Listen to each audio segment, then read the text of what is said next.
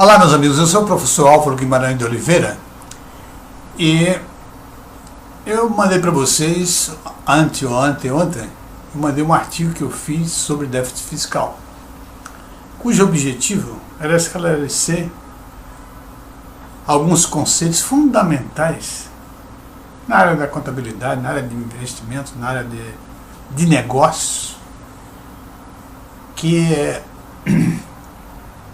aparentemente os profissionais que atuam na área não têm um conhecimento aprofundado, ou seja, tem um conhecimento muito superficial sobre esses conceitos.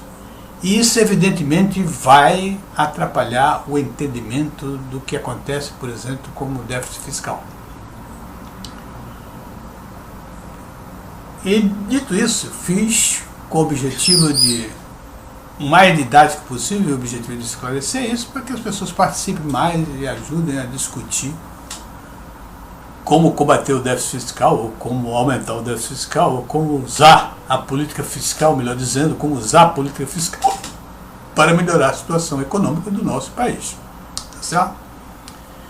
Então, eu li, ali no dia 16/7, um artigo muito espinafre e pouco sorvete, de Pedro Cafardo, que vem a ser o editor executivo do Valor Econômico.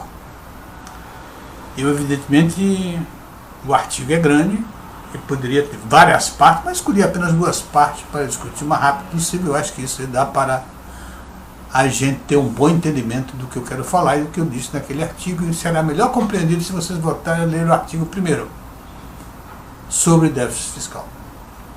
Bom, nesse aqui, no item 1 que eu escolhi, ele fala: a reforma da Previdência será a mãe da retomada do crescimento. Entre aspas, significa que ele copiou de alguém. Talvez seja o ministro da Fazenda, Paulo Guedes, que tenha dito isso.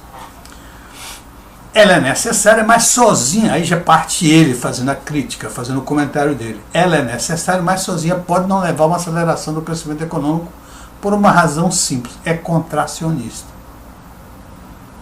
Não sei de onde ele tirou isso, mas ele diz aí é contracionista. Pretende tirar 1 trilhão em 10 anos, dinheiro que deixa de circular, para estimular consumo e criar emprego. A economia está neste marasmo, vamos repetir, por falta de gastos públicos. Confundiu tudo. Quem está lendo e sabe a distinção desses conceitos, vai confundir tudo. Ele aqui está confundindo gastos públicos com despesas. E na realidade, nós sabemos o seguinte, que a fórmula de déficit fiscal, do déficit superávit fiscal, é muito simples: receitas menos gastos. Só que gasto é composto de despesas e de investimento, e dá o resultado que é um déficit ou um superávit fiscal, o público, não é isso? Então, quando ele diz que a economia está nesse marasmo por falta de gastos públicos, o que ele quer dizer? Ele está confundindo gastos públicos com investimento ou com despesas. Não é? E se ele diz que é contracionista, não necessariamente tem que ser contracionista, muito pelo contrário. Quando se faz análise do déficit público brasileiro hoje em dia, nós sabemos que é um déficit que é comandado pelas despesas, e despesas desnecessárias, excessivas, porque é bom que se diga que a despesa tem despesa necessária. Sem despesa não há crescimento, não há desenvolvimento. E vou dizer uma coisa mais paradoxal que possa parecer, mas é isso aí: sem despesa não há lucro. Lucro só existe se existir despesa, tá certo? Muito bem. Então, ali, naquela fórmula, receitas menos gastos. Gasto é a soma de despesas com investimentos. Então é preciso um cuidado nessa análise. E o que nós não vemos por aí, eu acho, pela confusão do conceito. Confunde gastos com despesa. Como nesse comentário aí, dá para entender isso que ele está dizendo: por falta de gastos públicos.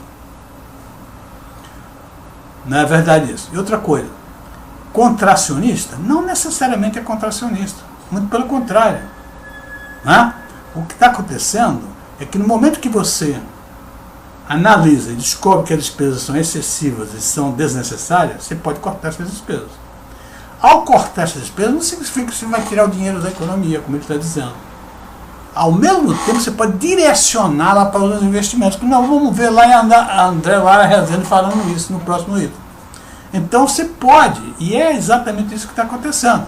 Está tirando, cortando as despesas, mas ao mesmo tempo está fazendo investimento em infraestrutura e uma série de coisas que vão acontecendo. Então, é inteiramente impossível você tirar o dinheiro da economia, ser contracionista totalmente, numa situação em que o país está quase que em recessão.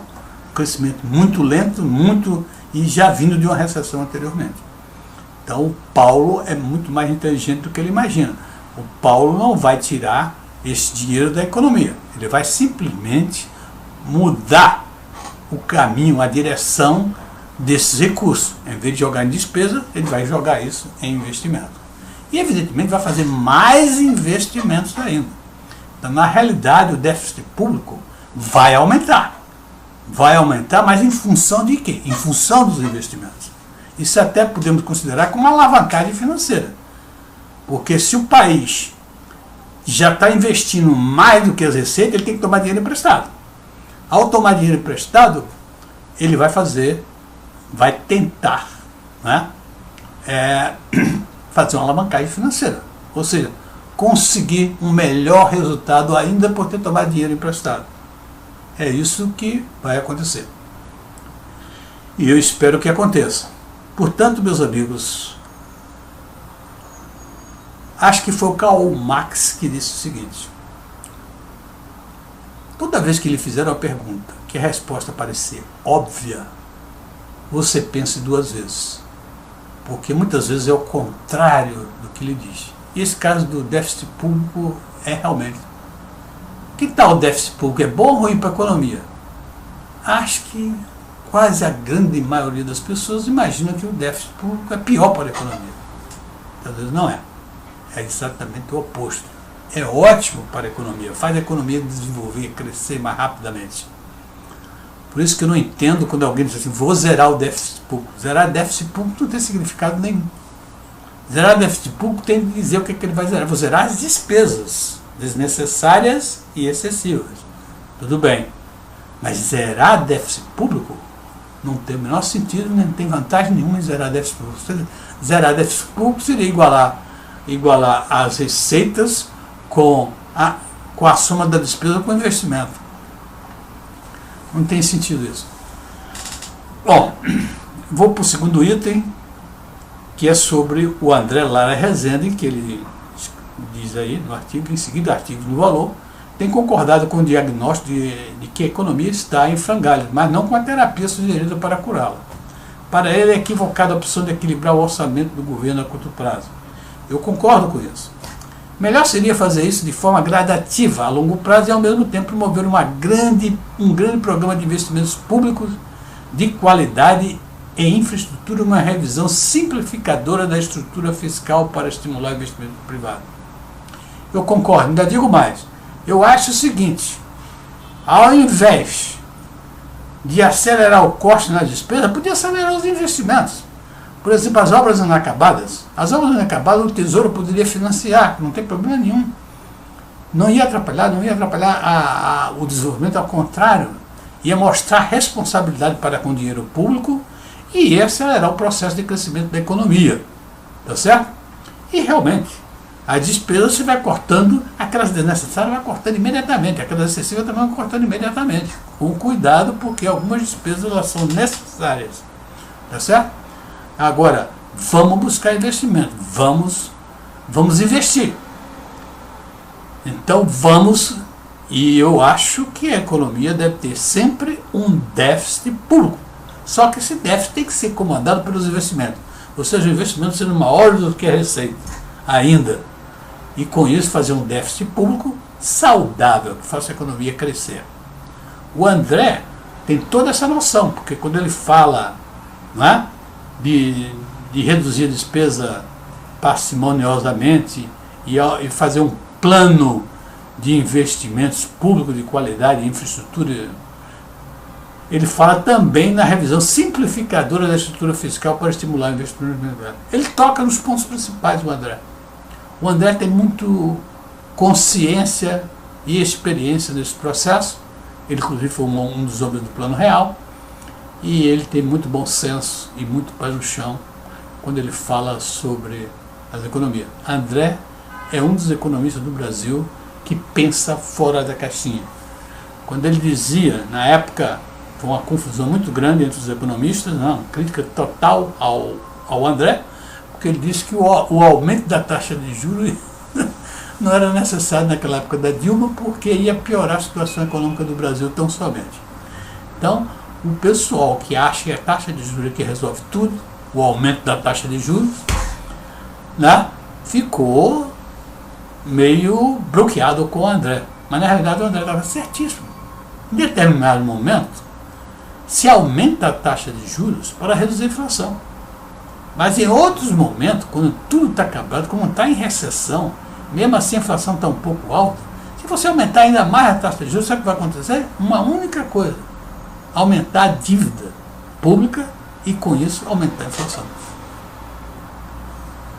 Muito bem, meus amigos, eu acho que aí eu estou apenas complementando ou exemplificando um trabalho que eu fiz sobre déficit fiscal, que já mandei para vocês, e que vocês deveriam ler e reler para entender essa discussão melhor, né?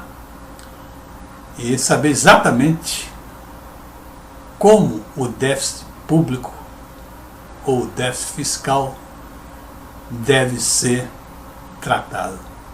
Obrigado e até a próxima.